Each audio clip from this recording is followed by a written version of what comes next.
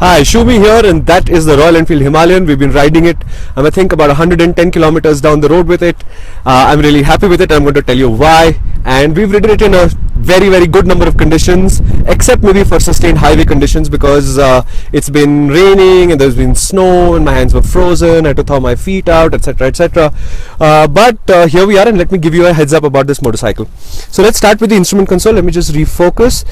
Big speedo, small rev counter. I don't think this is going to be very useful because it's a talky motorcycle. You shouldn't need to look at that too often. Little compass down here, the arrow points north, and there's an indication of where the motorcycle is pointing. Slightly confusing. I wouldn't have done both of them. I'd have done either. Fuel gauge, of course, telltale lights. Very interesting digital gauge. It's got a lot of information. So if you can see right now, let me get closer and focus again. There we go. So it's 12 degrees Celsius. It's about 1 o'clock in the afternoon. This bike has done 150 total, 110 by me. We are in first gear. So quite well done, the instrument console. It's a very simple instrument console, and it shows you the information you need at a quick glance. The mirrors, they work reasonably well. I think if instead of here they were a little bit further away here, they would probably be a little bit more effective. You've seen this frame before in the pictures. It's meant to carry the weight of the headlight and all of these bits and make the steering lighter, which works because the steering is quite light. The front wheel is this massive Seat grip tire, the Grip XL to be exact. It's a 21-inch front, and Royal Enfield says they did a lot of work to keep it lightweight as possible, so the tire selection is because of it. And if I focus and go closer, you'll see this new hub design that Royal Enfield created specifically for this motorcycle.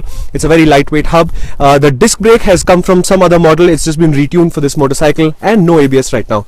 Behind that is the new LS410 engine. I'm really a fan of this engine, at least in the sense that it makes very good torque from very low down. It makes the whole motorcycle feel relaxed and responsive without being frantic or urgent. Top speed is only 130 kilometers per hour, and that's one of my concerns because I don't know how this is going to be on the highway, and I wish they'd given it more power. But then as somebody pointed out last night, I always wish that they'd given it more power, so that's probably not a valid criticism.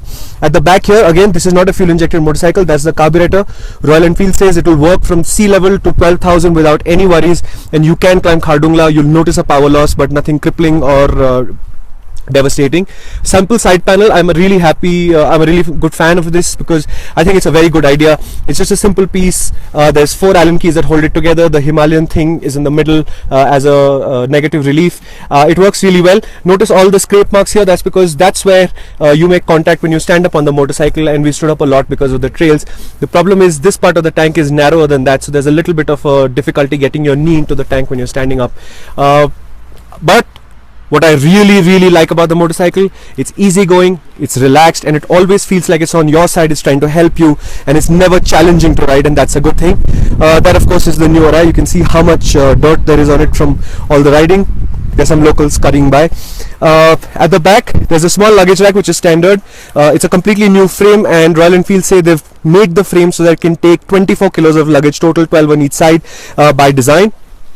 We haven't tried it, of course. Let me be clear about this. At the back, another Seat tire again, this time a 17-incher. It's a 120 section tire. It's worked really well for us. We haven't had clean dry tarmac yet, but in every other condition it's shown that it has more grip than you expect, and I think that's a good thing for a motorcycle of this kind. And while I walk around, basically I'll give you an impression of the motorcycle. The engine is very sweet. It wants to do between 3 and 4,000 RPM for the sweetest part. There is enough power from 2,000 onwards, so you can actually leave it in a fairly high gear and keep cruising. Headlight, nice and powerful. We saw it in the fog yesterday. It works really well. The screen, I'm not a fan of because, well, we didn't go past third gear all of yesterday, so I don't really know what it does out on the highway. We'll figure this out. Front forks and the rear linkage type monoshock, they've been tuned really well. It's a little sharp and feedbacky at the bottom, which initially you think they could have made more supple, but when you hit the off-road sections you realize that that's actually a good thing because it gives you a lot of confidence, and that's without compromising its ability to absorb big bumps, huge landings and stuff, which the motorcycle takes well in its stride. So in that sense I think they've nailed that part of it. Overall fit finish levels are very good. Build quality is actually excellent. I think this motorcycle should last quite well. Again, we'll check this out at the road test. But overall, now what remains, as of today for example, we don't have a price for this. We're expecting a price about 1.6 to 1.8 lakh rupees, which is actually an excellent price for a motorcycle like this. And personally, as I said, I just wish that it had more power, it had fuel injection and ABS, and Royal Enfield says very simply, they wanted to keep it simple, and this is where simple is at right now. But in time, when the law or whatever requires fuel injection, ABS, etc. to come, you can be absolutely sure that they'll do it. In fact, they told us yesterday that when they were future-proofing the project, that's making accommodations for what happens next. There's areas under the seat where the ABS unit, etc. can already be put in. A different kind of battery needs to go in for that. That can be put in. So it's already, all of those things are taken care of. And overall, watch out for a story on Overdrive, watch out for a story in the magazine, watch out for the road test soon, and watch out for a lot of Himalayans on the road, because I think this bike is going to be quite popular.